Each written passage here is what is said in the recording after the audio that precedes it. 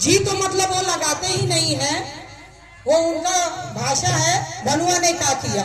तो आप जब समझ सकते हैं एक राजा जो अपनी प्रजा को सम्मान देता है तो उनको ये तो संस्कार लेना चाहिए कि जो एक मान्य विधायक के पद पर हैं, जो मंत्री रह चुके हैं और अभी वर्तमान विधायक हैं, हम उनके बारे में किस तरीके से बोल रहे हैं। तो आप इस छोटे से वर्ड से मायने लगा सकते हैं कि जब वो विधायक जी को इज्जत नहीं दे सकते हैं तो आपको और हमको नहीं दे सकते हैं, क्योंकि इस चीज का प्रमाण सामने हमारे रामनाथ भैया है जो कि जिला परिषद थे 13 में और हम भी थे, और मुझे एक वोट की जरूरत थी, ओनली फॉर वन, और उन्होंने एक वोट हमको नहीं दिया, जिसके चक्कर में अंतिम में टॉस हो गया और टॉस में मैं हार गई।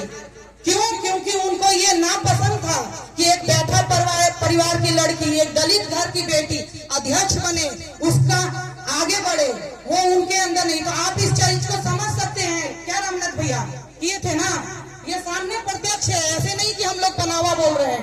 तो आप लोगों को समझ लेना है। लेकिन हाँ, मैं आदरणीय भैया जी का तहे दिल से और उनके चरण छू कर प्रणाम करते हुए ये कहना चाहती हूँ कि इनके आशीर्वाद से इनका हाथ रहा और आज मैं नगर पंचायत की चेयरमैन बनी और अभी भी हूँ।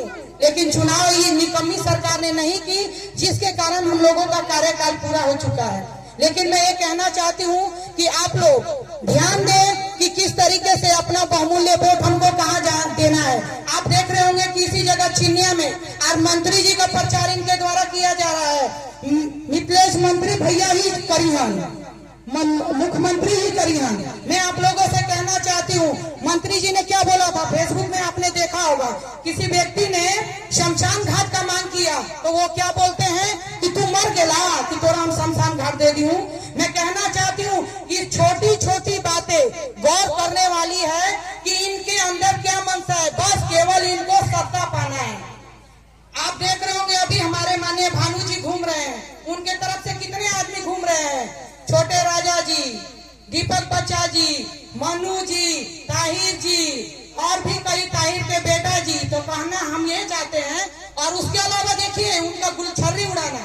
दीपक जी के घर में बोलते हैं कि भानु जी के तो पिताजी मर गए 20,000 वोट कम हो गया, भानु जी के भगना मर गए तो 10,000 वोट कम हो गया। देख लीजिए उन लोग का छिछर ले दी कि किसी के घर में दुख पड़ा है, किसी का सिंदूर उजड़ा है और वो राजनीति कर रहे हैं। लेकिन नहीं, हमारे भैया इतने मजबूत और इतने बड़े दिल वाले हैं कि उनकी तरह भिक्स लगा के आंसू निकाल के वोट नहीं मांगेंगे, क्योंकि इन्होंने दिखाया है आप लोगों के बीच में। आप लोगों को भी समझना है, अभी फिलहाल में जो दशहरा हुआ उसमें आपने देखा कि वहां से मुख्यमंत्री के यहाँ से इन लोगों ने डीजे बंद करने का फरमान जारी कर दिया था। लेकिन अगर इनका सहयोग टीवी चैनल के माध्यम से, फेसबुक के माध्यम से अगर नहीं होता तो मैं आप ही लोगों से पूछना चाहती हूँ, क्या भैया डीजे बजाते हैं आप? बोलिए, बजाते नहीं ना? बजाते तो आखिरकार किसके दम से हम लोग डीजे बजाए? भानु जी के दम से ना, कि कुछ भी होगा तो भानु भैया है। तो आप लोगों को समझना है, ये चुनाव भानु जी और छोटे राजा जी में नहीं है। आप पोस्टर देखे होंगे और इसके अलावा आप जो फोटो चल रहा है, नॉमिनेशन चल रहा है, उसमें भी आपने देखा होगा किस तरीके से इस चुनाव को इन लोगों ने कर दिया है। तो मैं यही कहना चाहती हूँ, क्योंकि समय का अभाव है, जोगी खड़ा बाजार में सबकी मांगे खैर, ना काहू से दोस्ती ना काहू से बैर। इसका मतलब ये हुआ कि जोगी की तरह बन के माननीय हमारे विधायक भानु प्रताप जी आपके बीच में खड़े हैं। ऐसा नहीं है कि हम विजय लक्ष्मी है तो इनसे बहुत ज्यादा दोस्ती है, नहीं, इनका सबसे वही प्यार है, वही व्यवहार है, चाहे वो लवाई की जनता हो, चाहे नगर की हो, चाहे भोनापुर की है। और ये जोगी की तरह खड़े होके आप लोगों के बीच में है। अब आप लोगों को तय करना है कि हमको क्या करना है, क्योंकि अगर धर्म को कोई बचा सकता है, धर्म के बारे में कोई कर सकता है, तो आप जानते हैं भारतीय जनता पार्टी ही कर सकती है।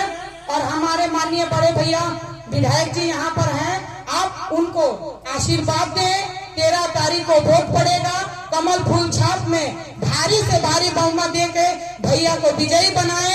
मैं सभी से यही हाथ जोड़ के विनती करती हूँ, निवेदन करती हूँ। धन्यवाद। जय हिंद, जय भारत।